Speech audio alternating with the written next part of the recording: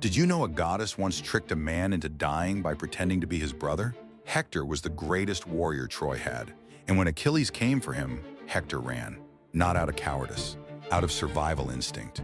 He circled the walls of Troy 3 full times trying to stay alive. Then someone appeared beside him, a familiar face. His brother Deiphobus, calm and steady, telling him to stop running, telling him to turn and fight, telling him he wouldn't face Achilles alone. So Hector stopped. He turned around. He raised his spear. And when the moment came, when he needed his brother right there beside him, he looked to his left.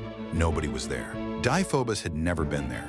It was Athena, wearing his face, feeding him just enough courage to walk toward his death.